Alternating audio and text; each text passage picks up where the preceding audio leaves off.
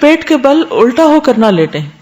ابو ہریرہ رضی اللہ عنہ سے روایت ہے کہ رسول اللہ صلی اللہ علیہ وسلم نے ایک آدمی کو پیٹ کے بل لیٹے ہوئے دیکھا تو فرمایا اس طرح پیٹ کے بل لیٹنا اللہ تعالیٰ کو پسند نہیں. ابو ذر رضی اللہ عنہ سے روایت ہے کہ میں پیٹ کے بل لیٹا ہوا تھا, نبی صلی اللہ علیہ وسلم میرے پاس سے گزرے, مجھے قدم مبارک سے ٹھوکا دیا اور فرمایا اے پیارے جنیدب, یہ اہل جہنم کے لیٹنے کا انداز ہے, یعنی ایسے مت لیٹو. منہ لپیٹ کر نہ سونا. کچھ لوگ رضائی کے اندر منہ رکھ کے سوتے ہیں, اس سے کیا نقصان ہوتا ہے؟ آکسیجن نہیں ملتی اور کاربن ڈائی آکسائڈ ہی انہیل کرتے رہتے ہیں بار بار. اب ساری رات اگر یہی کام کریں گے تو صبح فریش کیسے اٹھیں گے؟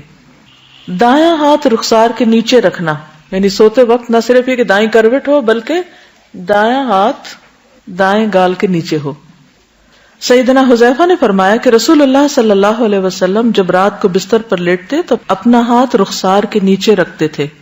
سیدہ حفصہ کہتی ہے کہ رسول اللہ صلی اللہ علیہ وسلم جب سونے کا ارادہ فرماتے تو اپنا دایاں ہاتھ رخسار کے نیچے رکھ لیتے, پھر 3 مرتبہ فرماتے اللہم قنی عذابک یوم تبعث عبادک, اے اللہ مجھے اپنے عذاب سے بچا لینا جس دن تو اپنے بندوں کو اٹھائے گا, یعنی قیامت کے دن.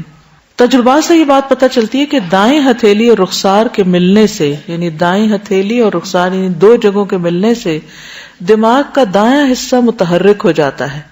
اس طرح دوران خون تحریک کا سلسلہ شروع ہو جاتا ہے, یعنی سرکولیشن بہتر ہوتی ہے. اس عمل کے دوران زائد اور مضر چربی LDL وہ زائل ہو جاتی ہے, جس سے اعصاب پرسکون ہوتے ہیں اور نیند بھی پرسکون ہوتی. تو ہر چیز میں ایک حکمت ہے, لیکن ہم اس سے بڑھ کر سنت کی پیروی کریں گے. اگر بعد میں کروٹ بدلنی پڑے تو بدل سکتے ہیں, یہ نہیں کہ ساری رات ایک ہی کروٹ پہ سوئیں, لیکن آغاز میں دائیں طرف ہی ہو.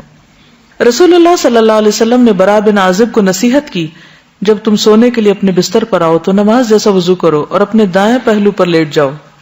ابو قتادہ کہتے ہیں کہ جب رسول اللہ صلی اللہ علیہ وسلم دوران سفر رات کے وقت پڑاؤ کرتے تو اپنی دائیں کروٹ لیٹتے, اور اگر صبح سے کچھ دیر پہلے پڑاؤ کرتے تو اپنے بازو کو کھڑا کرتے اور ہتھیلی پر اپنا چہرہ رکھتے, نہیں نیچے رکھ کے نہیں سوتے بلکہ بازو کھڑا کر کے سوتے. کیوں؟